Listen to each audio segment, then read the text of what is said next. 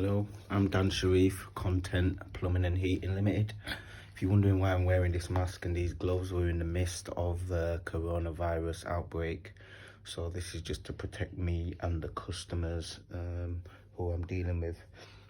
Basically, I'm just going to show you quickly how to bleed your radiators. With radiators, what kind of happens is it'll be warm down here basically, and then as you come up here it's cold. That's basically that's full of water, and then the rest is just full of air.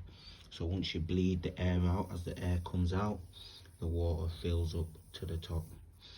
But what people forget is as the air is bled out of the radiators and the water comes up, the pressure, which is here on the boiler, goes down.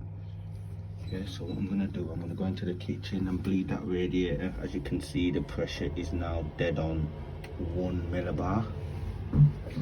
So we've got a bucket which is here to catch the water. I'll just go into the kitchen.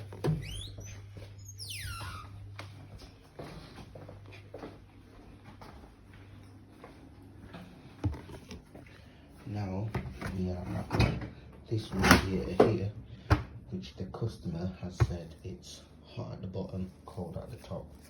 Using a bleed key, preferably one that's quite strong, that don't get snapped. You go into this valve here, you've got to make sure the opening end, which is there, is pointing downwards, otherwise as water comes out it'll spit wherever that's pointing. So if it's pointing like this, chances are it's gonna spit into your face. So point the open end of the valve downwards, open it up, you'll hear air. That air you can hear coming out.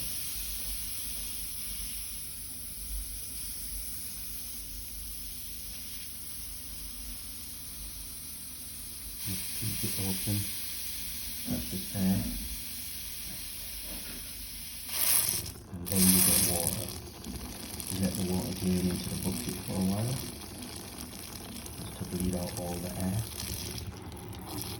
As you can see, now there's no more air, there's just water. When you're getting just water, that's when you can turn off the radiator using the key. Don't go too tight because this little valve in here can snap. Just turn it so it's closed. Now we'll go back to the boiler and I'll show you that the pressure would have gone down from 1.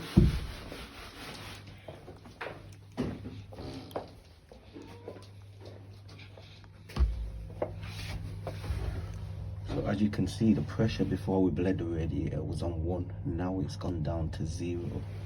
So this is the issue that we normally get with people who bleed radiators.